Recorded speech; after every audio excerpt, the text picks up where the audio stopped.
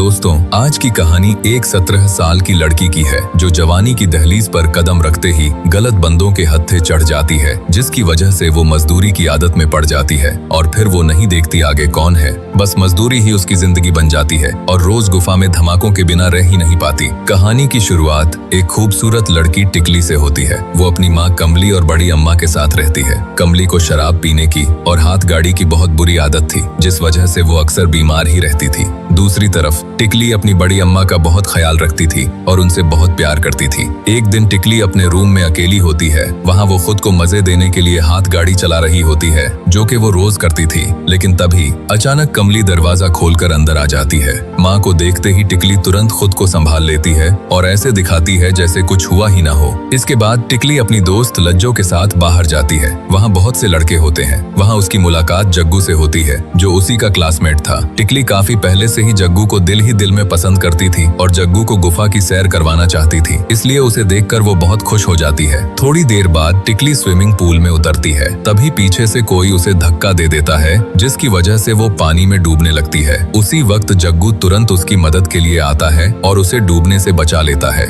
जग्गू ने उसको छुआ था, इस बात से वो बहुत खुश थी। इसके बाद जग्गू टिकली को अपने घर के पिछले गार्डन में लेकर जाता है। वहाँ वो उससे कहता है कि मैं तुमको स्विमिंग सिखा दूंगा, लेकिन इसके लिए एक शर्त होगी और वो ये कि तुमको रोज अकेली मेरे पास आना पड़ेगा। टिकली पहले से ही जग्गू को पसंद करती थी, इसलिए वो बिना किसी हिचकिचाहट के उसकी बात मान लेती है। धीरे धीरे जग्गू उसके काफी करीब आने लगता है। टिकली भी उसे रोकने की कोशिश नहीं करती, क्योंकि उसके दिल में पहले ही जग्गू के लिए फीलिंग्स थी। वो जग्गू को किस करने लगती है, लेकिन जग्गू कहता है किस नहीं चाहिए। इसके बाद टिकली सांप से खेलती है और जग्गू को बहुत मजा आता है। फिर वो एकदम वहाँ से चला जाता है। काम होने के बाद कुछ दिनों बाद स्कूल दोबारा खुल जाता है। टिकली हर रोज जग्गू का इंतजार करती रहती है, लेकिन कई महीने गुजर जाते हैं, लेकिन जग्गू उससे मिलने नहीं आता और न ही उससे कोई राब्ता होता है। दूसरी तरफ टिकली का लगाव उसके लिए और भी ज्यादा बढ़ चुका था। टिकली अब बिना देर किया पिंकी बिटवाना चाहती थी, लेकिन जग्गू का कोई अता पता नहीं था। एक दिन लज्जो उसे बताती है कि मुझे पता चला है कि जग्गू एक क्लब में गया हुआ है। ये सुनकर दोनों उस क्लब में पहुंच जाती हैं। वहां आकर टिकली की नजरें सिर्फ जग्गू को ही ढूंढ रही होती हैं, क्योंकि उस दिन से पिंकी का जोश हर दिन बढ़ रहा था। थोड़ी देर बाद जग्गू भी उसे देख लेता है और उसके पास आकर उसे ड्रिंक ऑफर करता है। तभी वहाँ फेकू आ जाता है। वो टिकली को देखकर उसकी खूबसूरती की तारीफ करता है। टिकली को इतना करीब देखकर जग्गू का मिस्त्री हरकत में आ जाता है। वो टिकली से कहता है कि मुझे तुमसे कुछ जरूरी बातें अकेले में करनी है। जग्गू की ये बात सुनकर टिकली बहुत खुश हो जाती है और बिना कुछ सोचे उसके साथ चल पड़ती है। इसके बाद जग्गू टिकली को अपने घर लेकर जाता है। वहाँ दोनों एक बार फिर एक दूसरे के बहुत करीब आ जाते हैं और जग्गू जम के खेत में मजदूरी करता है। सब कुछ होने के बाद टिकली उससे कहती है कि मैं तुमसे बहुत प्यार करती हूँ, लेकिन जग्गू को सिर्फ पिंकी से मतलब था और बिना कुछ कहे वहाँ से चला जाता है। अब टिकली भी एक फैसला कर लेती है। वो सोचती है कि जिस तरह जग्गू मेरी फीलिंग्स के साथ खेल रहा है, अब मैं भी दूसरे लोगों की फीलिंग्स की कोई परवाह नहीं करूंगी, बस मजदूरी करूंगी और काम खत्म। इसी बीच बड़ी अम्मा की तबीयत अचानक बहुत खराब हो जाती है। उनकी हालत देखकर कमली फैसला करती है कि उन्हें अस्पताल में एडमिट करवाना पड़ेगा, लेकिन टिकली ये बात सुनकर बहुत उदास हो जाती है, क्योंकि वो अपनी बड़ी अम्मा से बिल्कुल भी दूर नहीं होना चाहती थी। इसी बात को लेकर उसकी अपनी माँ कमली से बहस भी हो जाती है, लेकिन टिकली कहती है दादी को अस्पताल नहीं एडमिट करवाना। अगले दिन स्कूल खत्म होने के बाद टिकली अपनी दोस्त लज्जो के साथ एक कॉफी शॉप में जाती है। वहाँ उसकी नजर सामने बैठे एक आदमी पर पड़ती है। उसे देखते ही टिकली को जग्गू की याद आ जाती है और उसके साथ बिताए हुए सारे पल भी। फिर वो उस आदमी को इशारा करती है। वो आदमी उसके पास आकर बैठता है। फिर टिकली उसके साथ शेक पीना शुरू कर देती है और जैसे ही वो टिकली को हाथ लगाने लगता है, टिकली तुरंत वहाँ से उठकर चली जाती है। जाते जाते भी वो बार बार पलटकर उस आदमी को देखती रहती है। दरअसल अब टिकली फैसला कर चुकी थी कि वो सामने वाले इंसान की फीलिंग्स के साथ खेलेगी, चाहे वो कोई भी हो। इसके बाद जब टिकली घर वापस आती है, तब वो देखती है कि बड़ी अम्मा चेकअप करवाकर अस्पताल से घर लौट चुकी हैं। उन्हें देखकर टिकली बहुत खुश हो जाती है, लेकिन बड़ी अम्मा उसके चेहरे को देखते ही समझ जाती हैं कि टिकली की गुफा तैयार हो चुकी है। उन्हें महसूस हो जाता है कि टिकली बदल रही है और मजदूरी की चाहत इसके अंदर आ गई है। वो ये बात कमली को भी समझाती है, लेकिन कमली कहती है ऐसा कुछ नहीं है, आपको वैसे ही लगा है शायद। यही हमें पता चलता है कि टिकली अपनी जिंदगी की हर छोटी बड़ी बात एक पर्सनल डायरी में लिखा करती है। तब बड़ी अम्मा उसे समझाती हैं कि जब मैं जवान थी तब एक लड़के ने मेरा भी दिल तोड़ा था, लेकिन उस मुश्किल वक्त में मैंने खुद को संभाल लिया था और कभी गलत रास्ते पर नहीं गई। और तुमने भी ऐसा कुछ नहीं करना, क्योंकि आज कल लोग प्यार कम मजदूरी ज्यादा करते हैं। बस अपना ख्याल रखना। बड़ी अम्मा कमली को समझाती रहती थी कि तुम शराब का नशा छोड़ दो और अपनी बेटी पर फोकस किया करो। ऐसा न हो कि टिकली बुरी आदतों में पड़ जाए, इसलिए थोड़ा वक्त टिकली को भी दिया करो, वरना लोग बहुत बुरे हैं। तुम उसको अपना दोस्त बना लो ताकि वो दिल की सारी बातें तुम्हारे साथ किया करे। थोड़ी देर बाद टिकली अपने रूम में अकेली होती है। तभी उसके पास जग्गू का फोन आता है। कहता है कि अगर दिल कर रहा है तो आ जाओ मेरे पास। पहले तो टिकली साफ मना कर देती है, लेकिन कुछ देर बाद वो खुद ही उसके पास पहुंच जाती है।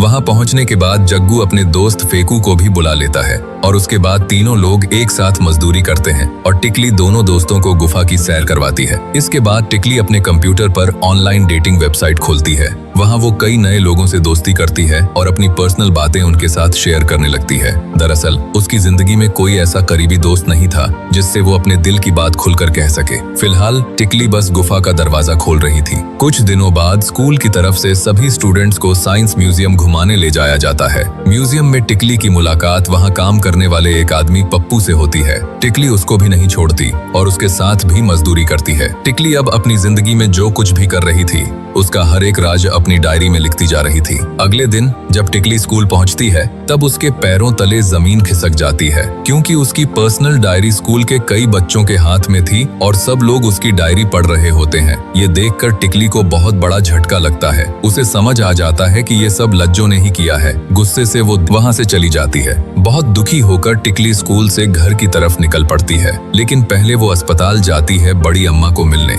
लेकिन वो वहां नहीं होती। जब वो खिड़की से देखती है तो वो एक आदमी के साथ हंसी खुशी वक्त बिता रही होती हैं। उनके चेहरे की खुशी देखकर टिकली भी मुस्कुराने लगती है। उसके दिल में एक ही ख्याल आता है कि काश उसकी जिंदगी में भी कोई ऐसा इंसान होता जो उसे सच्चे दिल से अपनाए, उसे गले लगाए और बिना किसी मतलब के उससे प्यार करे। अगले दिन जब टिकली स्कूल जा रही होती है तब रास्ते में लज्जो उसके पास आती है और अपनी गलती के लिए उससे माफी मांगती है, लेकिन टिकली उसकी किसी भी बात पर ध्यान नहीं देती और उसे इग्नोर करके आगे बढ़ जाती है। तभी वहां मोंटी नाम का एक लड़का उसके पास आता है। दरअसल मोंटी काफी वक्त से टिकली को पसंद करता था, लेकिन कभी भी बताया नहीं। दोनों आपस में बात ही कर रहे होते हैं कि तभी टिकली के पास फेकू का फोन आता है। वो उसे एक जगह मिलने के लिए बुलाता है। टिकली बिना ज्यादा सोचे उससे मिलने के लिए पहुंच जाती है। वहां पहुंचते ही फेकू उसकी आंखों पर पट्टी बांध देता है और उसे एक बेसमेंट में लेकर जाता है। उस बेसमेंट में पहले से ही उसके कई दोस्त मौजूद होते हैं जो पिंकी पीटने आए थे और जो टिकली का ही इंतजार कर रहे होते हैं। जैसे ही फेकू टिकली को उनके बीच लेकर आता है, वहां मौजूद सभी लड़के उसको किस करने लगते हैं और सारे गुफा की सैर करते हैं।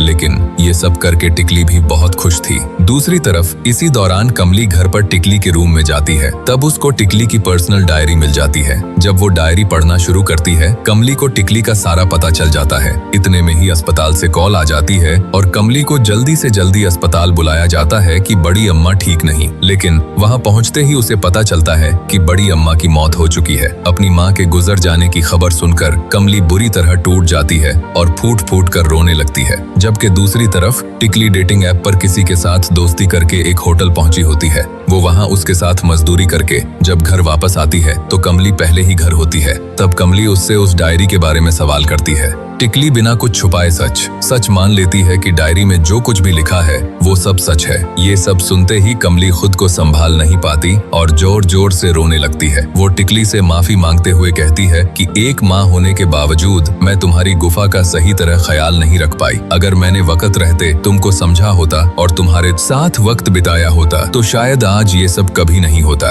अपनी माँ की बातें सुनकर टिकली को भी अपनी गलतियों का एहसास हो जाता है और दोनों एक दूसरे को गले लगा लेते हैं। कुछ वक्त गुजरने के बाद टिकली अब पहले की तरह नॉर्मल जिंदगी जीने लगती है। अब वो अपनी माँ कमली से कोई भी बात नहीं छुपाती थी और दोनों के बीच का रिश्ता भी पहले से काफी मजबूत हो चुका था। एक दिन जब दोनों स्कूल पहुंचते हैं तब वहां एक अलग ही मंजर देखने को मिलता है। जग्गू अपने ही दोस्तों से मार खा रहा होता है। दरअसल जग्गू को इस बात का गुस्सा था कि उसके दोस्तों ने बिना उससे बताए टिकली के साथ मजदूरी की है। इसी बात को लेकर उनके बीच लड़ाई चल रही होती है। इसके बाद टिकली अपने फाइनल एग्जाम का रिजल्ट देखने के लिए नोटिस बोर्ड के पास जाती है। वहां रिजल्ट देखते वक्त उसे पता चलता है कि मोंटी एग्जाम में फेल हो गया है। थोड़ी ही देर बाद मोंटी उसके पीछे आता है और हिम्मत करके अपने दिल की सारी बात टिकली को बता देता है। वो कहता है कि अब मैंने दूसरी क्लास ज्वाइन करने का फैसला किया है क्योंकि ड्राइंग बनाना ही मेरा असली शौक है। फिर वो अपनी बनाई हुई कुछ ड्राइंग्स टिकली को दिखाता है। उन ड्राइंग्स को देखकर टिकली काफी खुश हो जाती है और उसकी तारीफ भी करती है। जाने से पहले मोंटी टिकली की भी एक खूबसूरत ड्राइंग बना देता है। टिकली उस ड्राइंग को देखकर मुस्कुरा देती है और उसके गले लग जाती है और फिर वो उसको किस भी करता है। फिर वो चला जाता है, लेकिन तभी वहाँ जग्गू भी आ जाता है। वो टिकली को अपने घर पर होने वाली एक छोटी सी पार्टी में इनवाइट करता है। पहले तो टिकली उसकी बात को मना कर देती है, लेकिन कुछ देर सोचने के बाद वो उस पार्टी में जाने के लिए तैयार हो जाती है। पार्टी शुरू होने के बाद सब लोग एंजॉय करते रहते हैं, लेकिन टिकली को अब ये सब अच्छा नहीं लगता क्योंकि वो भी गर्म हो गई थी, लेकिन वो ये सब दोबारा करना नहीं चाहती थी। तभी अचानक टिकली पानी के पास जाती है और बिना कुछ सोचे उसमें छलांग लगा देती है ताकि खुद को ठंडा कर सके। इसके बाद हमें दिखाया जाता है कि टिकली अब अपनी माँ कमली के साथ बहुत खुश है। दोनों एक दूसरे के साथ हंसी खुशी अपनी नई जिंदगी जी रहे होते हैं और टिकली ने सब कुछ छोड़ दिया है और एक अच्छी बच्ची बन गई थी अब, क्योंकि मजदूरी ही जिंदगी नहीं, इसके अलावा भी बहुत कुछ है, जैसे हाथ गाड़ी और बड़ी अम्मा की कब्र पर दोनों एक दूसरे को गले लगा लेती हैं। और यहीं पर ये कहानी खत्म हो जाती है। और अगर आपको ये कहानी पसंद आई है तो लाइक के साथ सब्सक्राइब भी कर देना ताकि हमारी मुलाकात होती रहे।